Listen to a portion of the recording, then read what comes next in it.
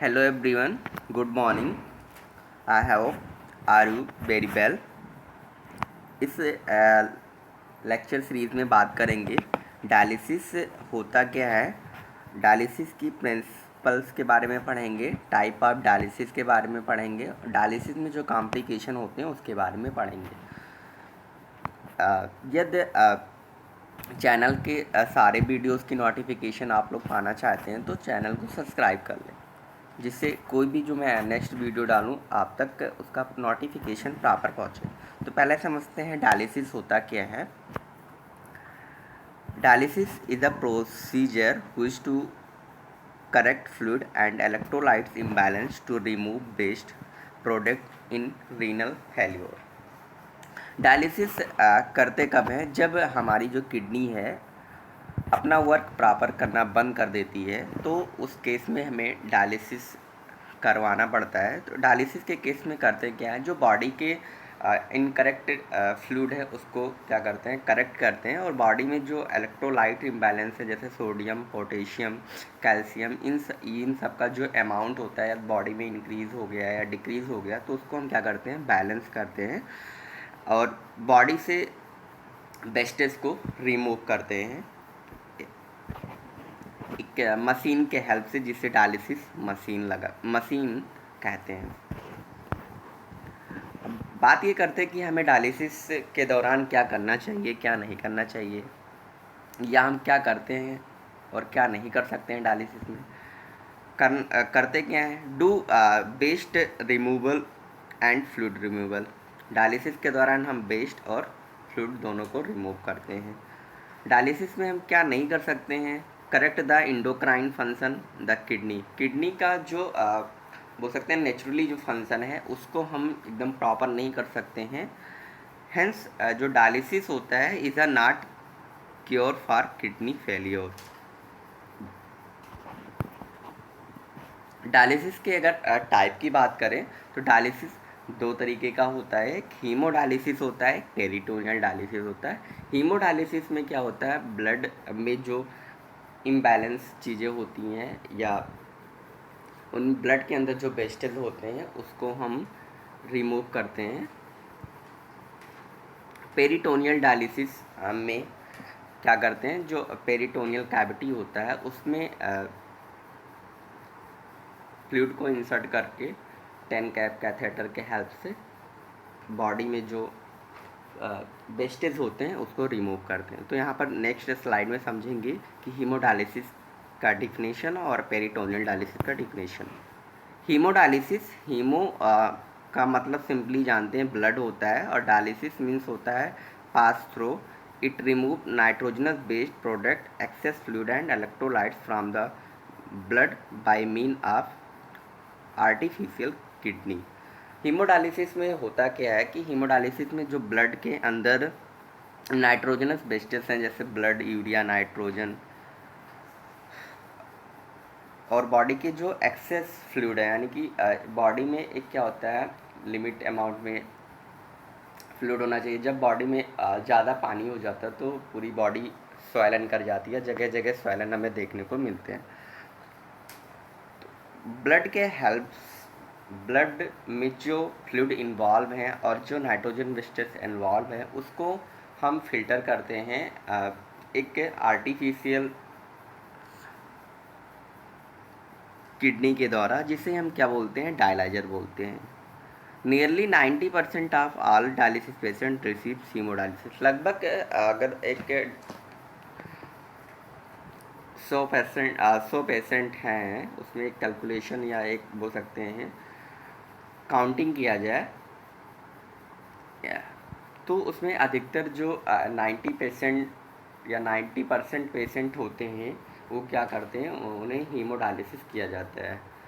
Peritoneal dialysis होता क्या है, इसमें भी क्या करते हैं, नाइट्रोजनस वेस्टेज का ही रिमूवल करते हैं और जो बॉडी में एक्सेस फ्लूइड होता है उसको ही रिमूव करते हैं फ्रॉम द ब्लड से, means of peritoneal membrane. Approximately जो पेरिटोनियल डायलिसिस होता है उसको 100 पेशेंटों में 10-15 पेशेंट में देखने को मिलता है, या 10-15 पेशेंट को क्या करते हैं, प्रीफर करते हैं। एक लंबे समय तक डायलिसिस कैसे किया जाए ये समझते हैं। Hemodialysis usually done 3 times in a week. Basically जो हीमोडायलिसिस है उसको एक वीक में हम 3 बार कर सकते हैं according to patient condition. These numbers may be 2, 4 or 3. Each treatment lasts from 2 to 4 hour. और जो हीमोडायलिसिस प्रोसेस होता है या हीमोडायलिसिस जो ट्रीटमेंट होता है वो 2 से 4 घंटे का होता है, लेकिन अधिकतर 4 घंटे का माना जाता है। लेकिन पेशेंट के अकॉर्डिंग अगर उसमें बॉडी में क्या है फ्लूइड या बोल सकते हैं इम्बैलेंस, अधिकतर सारी चीज़ें करेक्ट है तो उसके डायलिसिस का जो समय है 3 आवर, 3.5 आवर, 2 आवर, 2.5 आवर भी कर सकते हैं। During treatment patient can read, right, sleep, talk और वॉच टीवी। डायलिसिस के दौरान जो मरीज़ होते हैं क्या क्या कर सकते हैं, वो अपने किसी फेवरेट बुक को पढ़ सकते हैं, किसी चीज़ को लिख सकते हैं, सो सकते हैं या किसी से बात कर सकते हैं, और या तो प्रॉपर टीवी को देख सकते हैं। हाउ डायलिसिस अकर्स, डायलिसिस कैसे होता है ये देखना है। डायलिसिस करवाने के लिए, हीमोडायलिसिस करवाने के लिए बेसिकली क्या होते हैं, एक्सेस बनाए जाते हैं। तो जो परमानेंट एक्सेस है, एक्सेस जो होते हैं 2 तरीके के होते हैं, टेम्पोरेरी एक्सेस होते हैं और परमानेंट एक्सेस होते हैं। तो बेसिकली जो परमानेंट एक्सेस होता है वो क्या होता है, लॉन्ग टाइम डायलिसिस के लिए होता है। उसमें फिस्टुला और आर्टरियोवेनस ग्राफ्ट इंक्लूड होता है। तो यहाँ पे एक फिस्टुला बनाया गया, फिस्टुला के हेल्प से, और मशीन में डायलाइजर लगा जिसमें 2 इंड्स हैं, आर्टेरियल इनलेट आउटलेट दोनों पोजीशन है, यानी कि आउटलेट इनलेट है जिसमें क्या किया गया, एक आर्टरी लाइन है और एक वेनस लाइन है।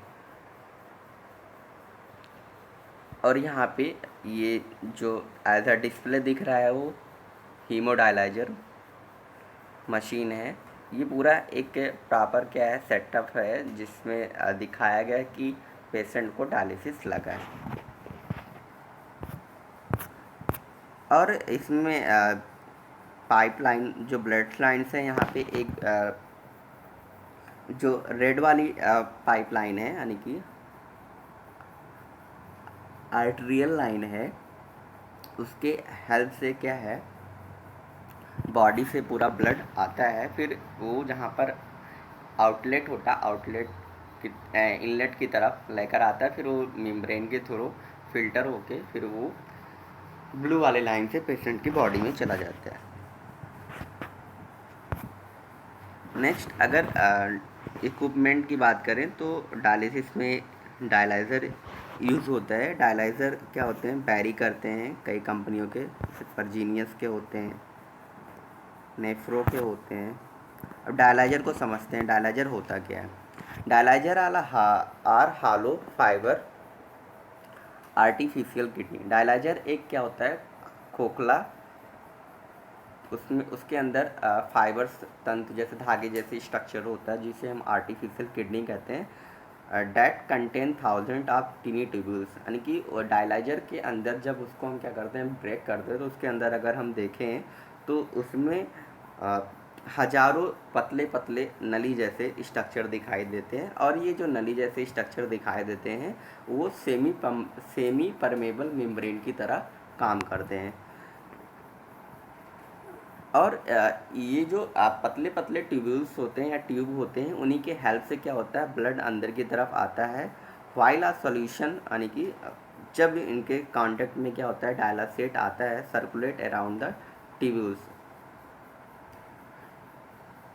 डायलाइजर के अंदर जो पाइप लाइन्स, छोटे छोटे बेन लाइक स्ट्रक्चर जो as a semi permeable membrane काम कर रहे हैं, उन्हीं के थ्रू क्या होता है ब्लड जो रेड वाला हेडर होता है उसके थ्रू आता है। फिर जो हम डायलासेट पार्ट ए पार्ट बी लगाते हैं वो मशीन के अंदर एक कॉमन बोल सकते हैं स्पेस, जहाँ पे वो क्या होता है एक प्रॉपर अमाउंट में, एक प्रॉपर एक रेशियो में क्या करता है डायलासेट को बनाता है। वो डायलासेट डायलाइजर में जो छोटे छोटे फाइबर्स लाइक ट्यूब्यूल्स हैं उनके चारों तरफ क्या करता है, सर्कुलेट करता है. Next, the exchange of waste from the blood to the dialysate occur through the semi membrane of the tubules. और जो सेमी परमेबल मेम्ब्रेन है जिसमें ब्लड्स है और उसके सारे जो पतले पतले ट्यूब्यूल्स हैं उनके साइड साइड में क्या है, डायलासेट है. वहाँ पर क्या होता है, एक्सचेंजमेंट होता है जिससे क्या होता है, ब्लड फिल्टर होके पेशेंट के बॉडी में चला. Direction of blood and dialysate flow in artificial kidney.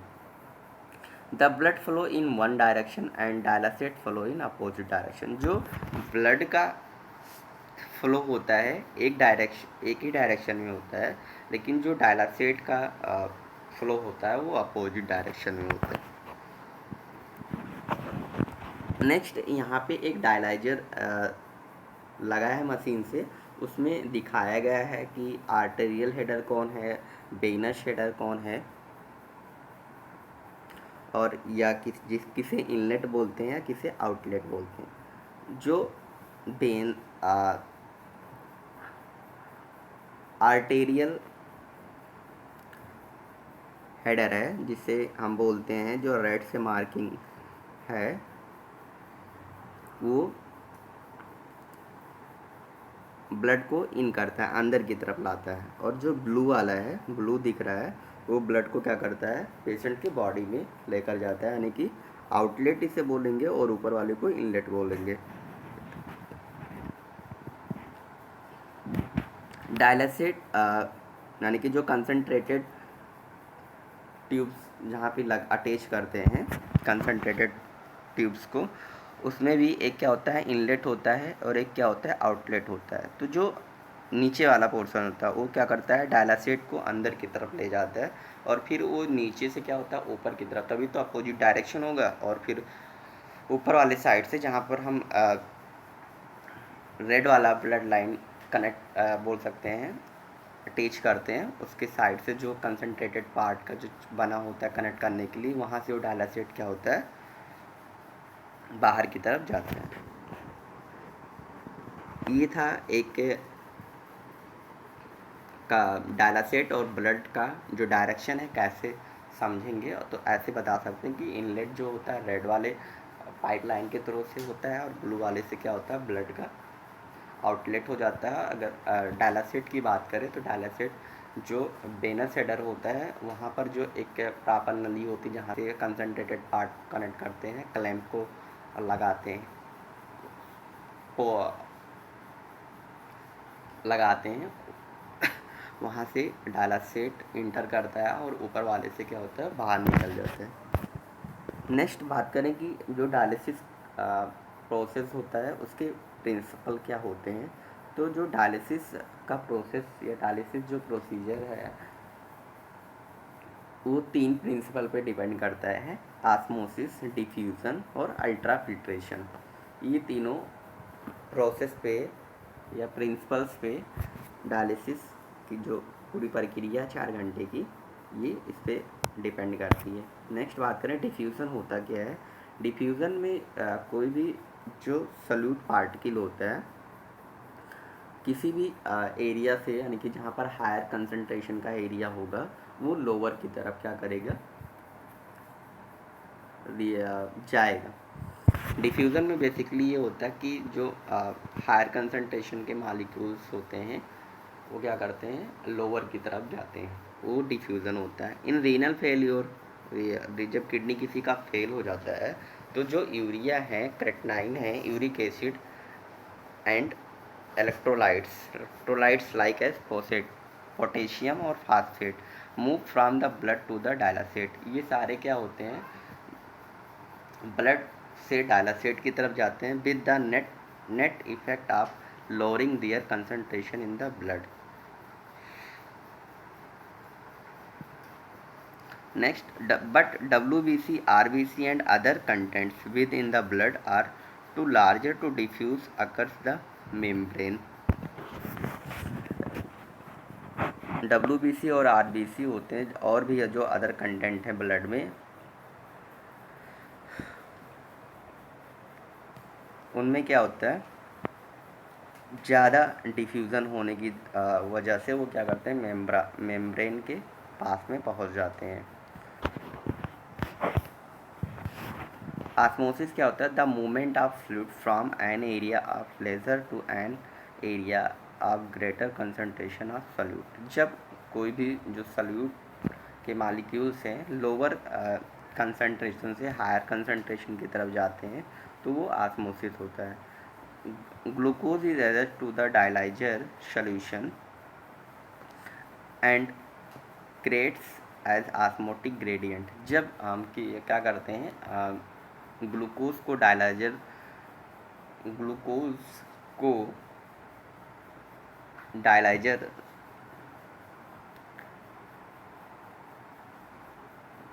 जो कि एक ग्लूकोज जो कि एक क्या है, डायलाइजिंग सॉल्यूशन है।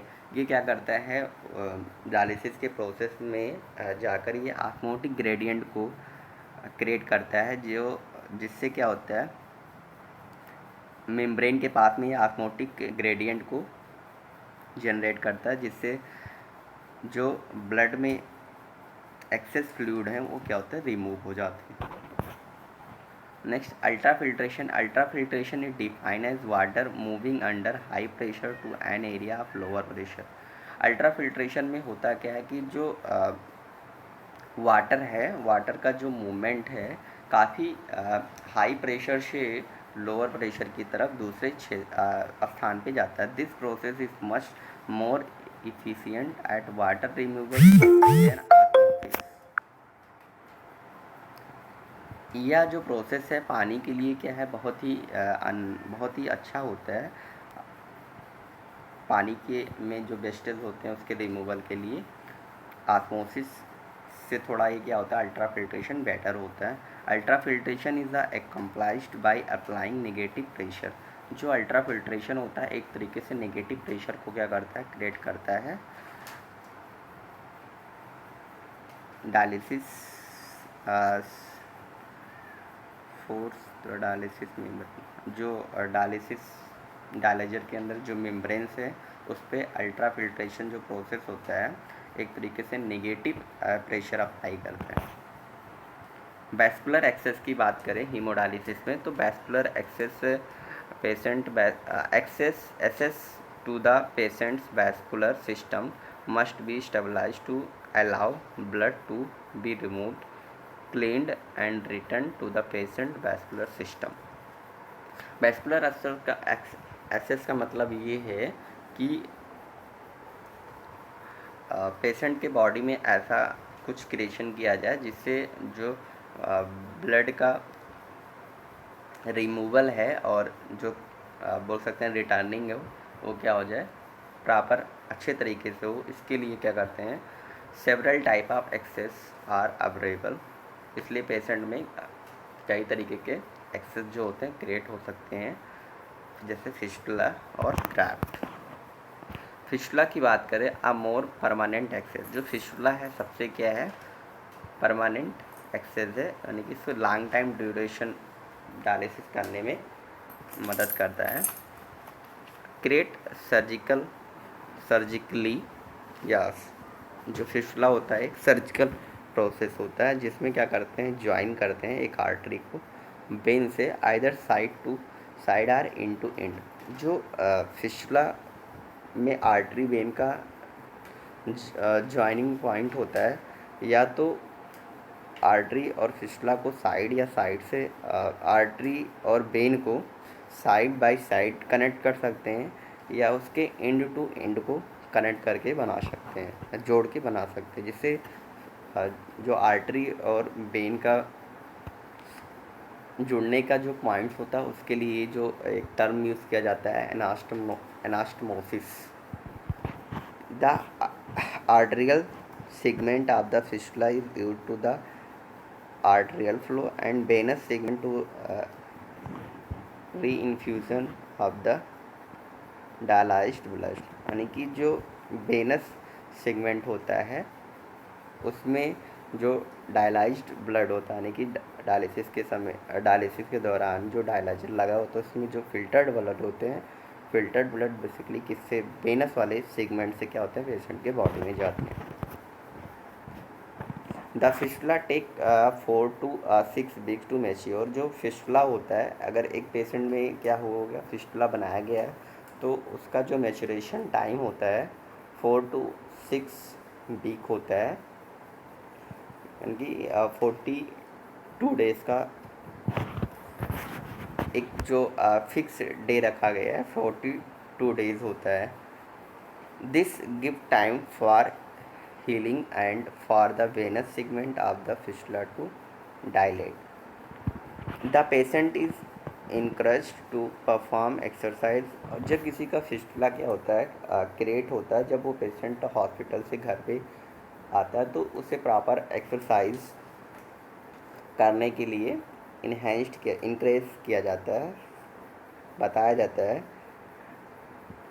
Increase the size of these vessel, जिससे जो आर्टरी और वेनस को जो डायमीटर वो थोड़ा बढ़ सके, जिससे उसमें जो ब्लड का फ्लो है प्रॉपर आ सके। Squeezing a rubber ball of the perform fistula. Graft क्या होता है, arteriovenous graft can be created by the subsequently inserting biologic, semi-biologic or synthetic graft material between the artery and vein. Indication when the patient vessels are not suitable for a fistula। यानी कि graft कब बनाया जाता है, जब किसी भी patient के जो वेसल्स हैं वो फिस्टुला के लिए क्या है, सूटेबल नहीं है। Graft are usually placed in the forearm, upper arm and upper thigh. जो ग्राफ्ट होता है, ग्राफ्ट बेसिकली हमारे बॉडी में, अपर बॉडी में और लोअर बॉडी में, यानी कि अपर लिम्ब और लोअर लिम्ब में कहाँ कहाँ देखने को मिलता है या कहाँ कहाँ बन सकता है। जो ग्राफ्ट होता है वो क्या होता है, जो कोहनी होता है, कोहनी की जो ऊपर का जो एरिया होता है फोर आर्म में बनता है, और अपर आर्म में, हाथ के जो एल्बो है, एल्बो के ऊपर वाले रीजन में बनता है, या जो थाई है, अपर थाई के ऊपर।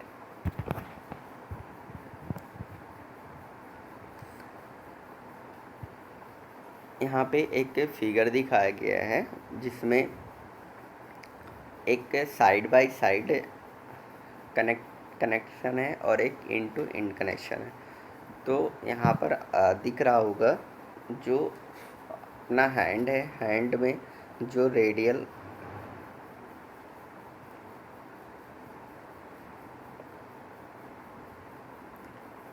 बोन है, उसके पास में जो आर्टरी होती है उसको रेडियल आर्टरी बोलते हैं, एंड सिफेलिक वेन। तो यहाँ पर साइड बाय साइड कनेक्शन, यानी कि साइड बाय साइड एनास्टमोसिस, या बोल सकते हैं साइड बाय साइड इसे जोड़ा गया है। यहाँ देखते हैं मीडियल सिविटियल वेन ग्राफ्ट रेडियल आर्टरी। यहाँ पर एक पूरा दिखाया गया है, किसी पेशेंट को डायलिसिस लगा है, पूरे सिस्टम को बताया गया है। इसमें पूरा डायलिसिस मशीन है, यहाँ पर डायलाइजर है, यहाँ पर दोनों ब्लड लाइन है, वेनस ब्लड लाइन और आर्टरियल ब्लड लाइन, यहाँ फिस्टुला से पेशेंट को कनेक्ट किया गया है। Peritoneal dialysis, peritoneal membrane serve as the semi permeable membrane for the dialysis. यानी कि जो पेरिटोनियल मेम्ब्रेन होता है वो सेमी परमेबल मेम्ब्रेन की तरह काम करता है डायलिसिस के लिए। It involve repeated cycle of instilling dialysing solution into the peritoneal cavity. और पेरिटोनियल डायलिसिस में करते क्या है कि जो पेरिटोनियल मेम्ब्रेन है या पेरिटोनियल कैविटी है, उसमें पहले क्या करते हैं, जो डायलाइजिंग सोल्यूशन है उसको इंसर्ट करते हैं through a catheter into it, एक कैथेटर के हेल्प से।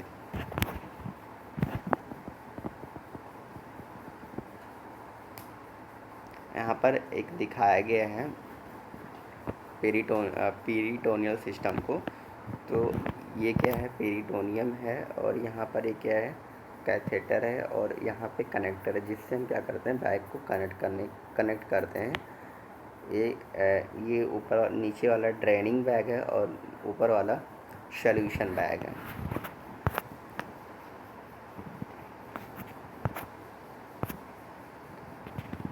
जो पेरिटोनियल डायलिसिस होता है दो तरीके का, एक CAPD जिसे बोलते हैं continuous ambulatory peritoneal dialysis which stand for the continuous ambulatory peritoneal dialysis happen through the days at home or at work while the person goes about his or her daily life। यानी कि जो continuous peritoneal dialysis है ये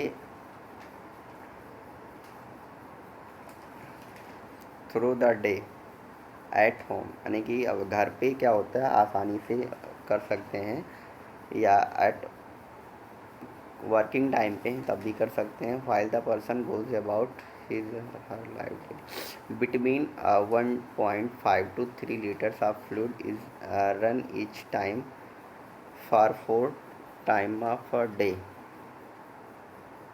एक दिन में 1.5 से 3 litre जो फ्लूइड है क्या करता है,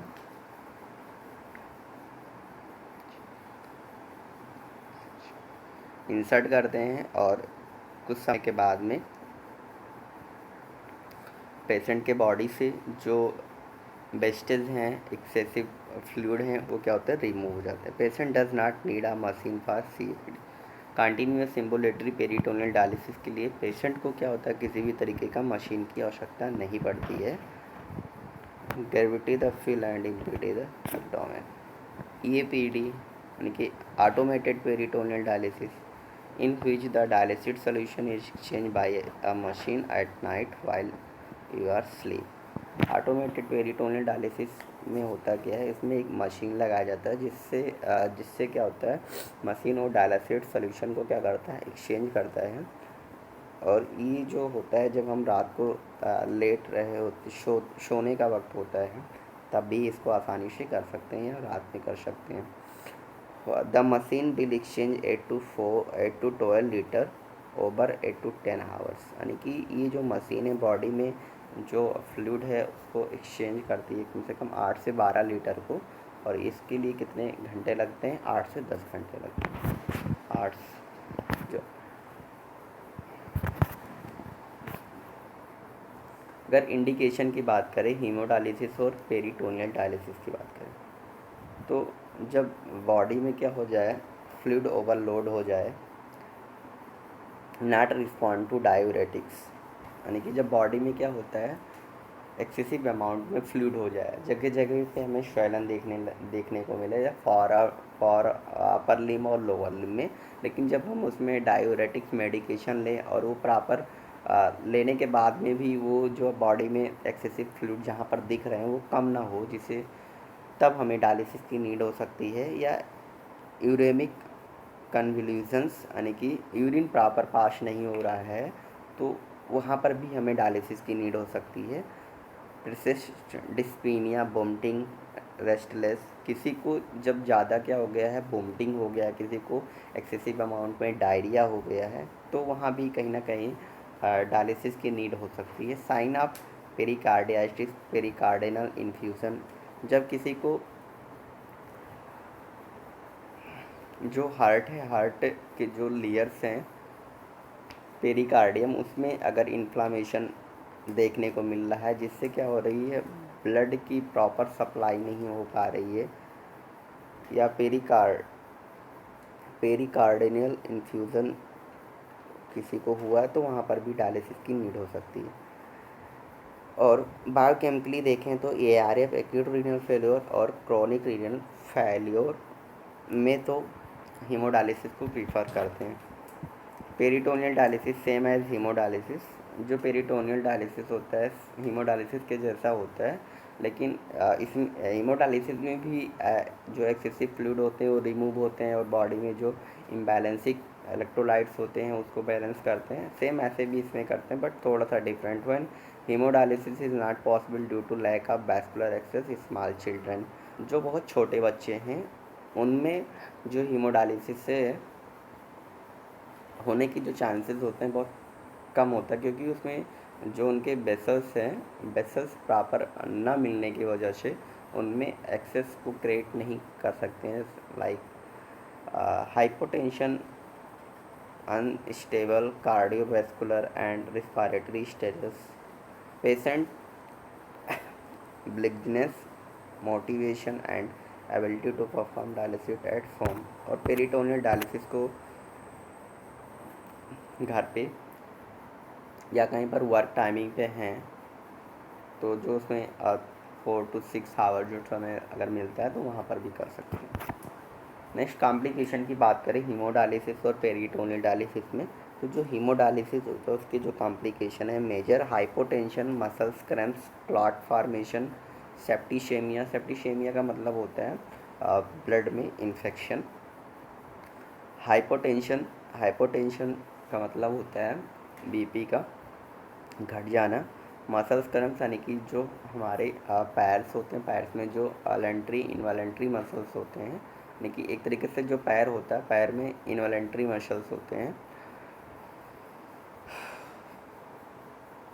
उनमें प्रॉपर क्या होता है ऐठन हो जाता है, हेपेटाइटिस और dialysis disequilibrium syndrome.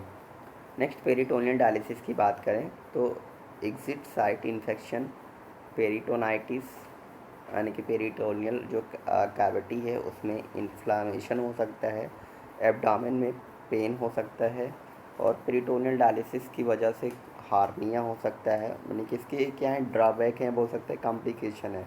Back side में पेन हो सकता है, प्रोटीन का लॉस हो सकता है और निमोनिया हो सकता है। Thank you.